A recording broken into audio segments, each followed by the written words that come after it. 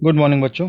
स्वागत है आप सभी का आज के इस वीडियो में, जिसमें हम डिस्कस करने वाले हैं 28 जुलाई 2021 की क्लास 9th की वर्कशीट्स। तो पहले हम मैथ्स की वर्कशीट डिस्कस करेंगे, गणित की, और फिर डिस्कस करेंगे विज्ञान की, साइंस की वर्कशीट। ऊपर लिखेंगे आप अपना नाम, अपने कक्षा अध्यापक का नाम। आज हम जो पढ़ने जा रहे हैं वो है सर्वांग समता। सर्वांग समता का मतलब होता है ऐसी आकृतियाँ जो एक दूसरे के बिल्कुल समान होती हैं, इसीलिए उसे हम सर्वांग सम कहते हैं। दो तल आकृतियां सर्वांग सम होती हैं यदि उनका रूप और आकार समान हो। यदि एक तल में बनी दो आकृतियों को काटकर एक दूसरे पर रखें और वो एक दूसरे को पूर्णतः ढक लें तो वो आकृतियां सर्वांग सम कहलाएंगी। जैसे आपके दोनों हाथ हैं तो आपके दोनों हाथ सर्वांग सम है, क्योंकि अगर आप अपने एक हाथ को दूसरे हाथ पर रखेंगे तो वो दूसरे हाथ को पूरी तरीके से ढक लेता है। दो रेखा सर्वांग सम होंगी यदि उनकी लंबाई समान हो, जैसे दोनों की लंबाई समान है। और दो कोण सर्वांग सम होंगे यदि उनका माप समान हो। दोनों 57 डिग्री के तो दोनों सर्वांग सम है। दो त्रिभुज सर्वांग सम होंगे यदि उनकी संगत भुजाएं लंबाई में बराबर तथा उनके संगत कोणों का माप बराबर हो।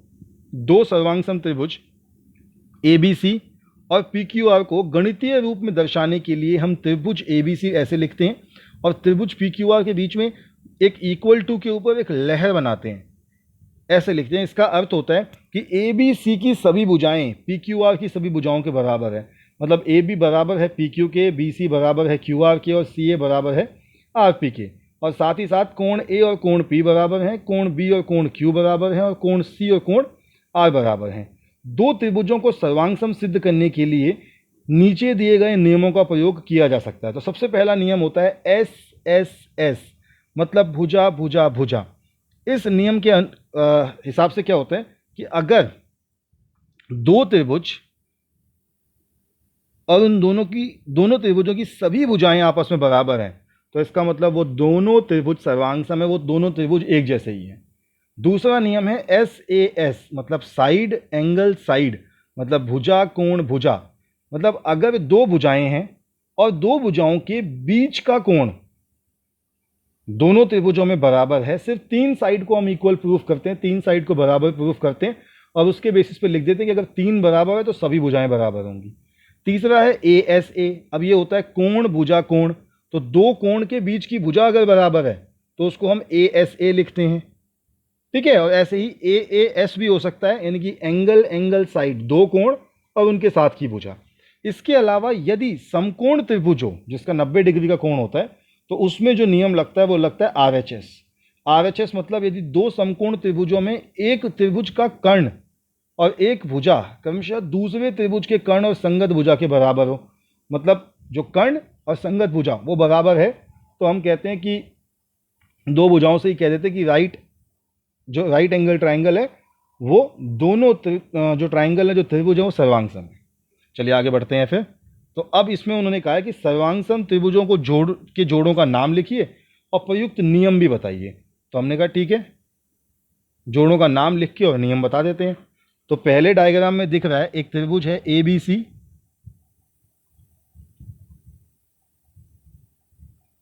और ये सर्वांग सम होगा त्रिभुज PQR। और कौन सा नियम लगेगा? नियम लगेगा SSS, क्योंकि हमें दिख रहा है कि ये भुजा इस भुजा के बराबर, ये भुजा इस भुजा के बराबर और ये भुजा इस भुजा के बराबर। जब साइडें बराबर होती है तो नियम लगता है SSS का। दूसरा देखते हैं। अब देखिए कोण बराबर है तो हम लिखते हैं त्रिभुज LNM सर्वांग सम है त्रिभुज DEF। और नियम कौन सा लगेगा? ये भुजा इस भुजा के बराबर है तो S, बीच का कोण बराबर है A और फिर भुजा बराबर है तो SAS। ऐसे ही तीसरा अगर देखेंगे 90 डिग्री वाला त्रिभुज है तो त्रिभुज PQR सर्वांग सम होगा त्रिभुज BAC, क्योंकि P के बराबर होगा B, Q के बराबर होगा A और R के बराबर होगा C। ये नाम रखने का भी ध्यान देना पड़ता है। और नियम कौन सा लगेगा? RHS। 90 डिग्री का कोण बराबर, और ये भी 3, ये भी 3, ये भी 5, ये भी 5। फिर उसके बाद तीसरे त्रिभुज में देखते हैं, तो तीसरे त्रिभुज में ये वाली भुजा इस भुजा के बराबर, ये कोण इस कोण के बराबर, और ये कोण इस कोण के बराबर, यानी कि त्रिभुज DEF सर्वांग सम होगा त्रिभुज QRP, और नियम लगेगा ASA, क्योंकि हमें दिख रहा है कि दो कोण की बीच की भुजा बराबर थी, तो नियम लगा एंगल साइड एंगल। देखिए आपकी मैथ्स की वर्कशीट आज की पूरी हो गई है। चलिए आगे बढ़ते हैं फिर आज की अगली वर्कशीट की तरफ, जो कि है विज्ञान की। पिछली बार हमने एक नया टॉपिक स्टार्ट किया था, हमने टॉपिक स्टार्ट किया था गति। तो गति क्या होता है? सुहानी अपने पिता के साथ गांव से शहर की गांव की और मोटरसाइकिल से वापस आ रही थी। उसने देखा कि मोटरसाइकिल ट्रैफिक में धीमी और खाली सड़क पर तेज चल रही थी। तो बिल्कुल ऐसा ही होता है, जहाँ सड़क खाली होती है वहाँ तेज चलते हैं, जहाँ सड़क भरी होती है वहाँ धीरे चलते हैं। उसने अपने पिताजी से पूछा, हमें कैसे पता चलता है कि वाहन कितना तेज और धीमा चल रहा है यदि हम उसे चला रहे हों? क्या इसे सटीकता से जानने का कोई तरीका है? उसके पिताजी ने उत्तर दिया कि हम वाहन की चाल का पता उसके हेडलाइट के ऊपर लगी चाल मापी या स्पीडोमीटर को देखकर जान सकते हैं। सुहानी ने हेडलाइट के ऊपर लगे एक वृत्ताकार यंत्र को कुछ संख्याएं अंकित देखी।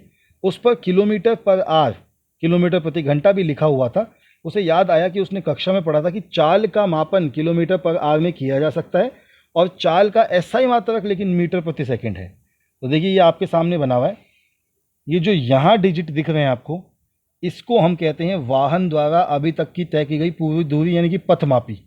और ये जो है, जो सुई आपको दिख रही है यहाँ जो घूमेगी, इसे कहते हैं स्पीडोमीटर या अंकन भी कहते हैं इसको।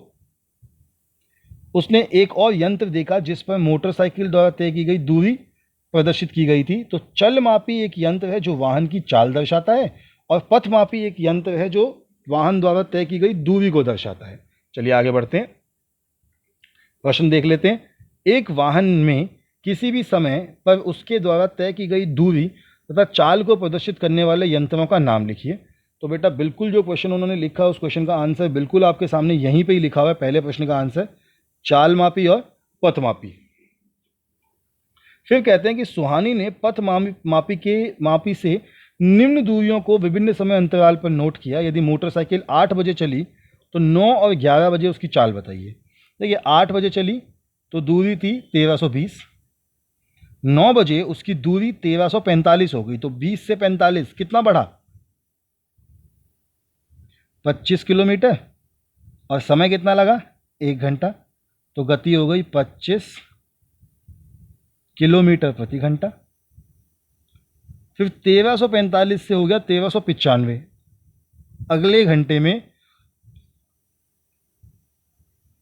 50 किलोमीटर चला, 45 से 95, और समय 9 से 11 हो गया, यानी कि 2 घंटे। तो ये भी 50/2 कितना आया? 25 किलोमीटर प्रति घंटा। तो इस तरीके से हमने आज का पहला और दूसरा क्वेश्चन सॉल्व कर लिया साइंस की वर्कशीट का भी। हिंदी की वर्कशीट के सॉल्यूशन के लिए आज का इंग्लिश मीडियम का वीडियो देखिए। इंग्लिश मीडियम में मैंने हिंदी का सॉल्यूशन डाल रखा है, हिंदी सब्जेक्ट का। हम आपसे मिलते हैं फिर कल की वर्कशीट्स के साथ। तब तक के लिए stay healthy and stay safe.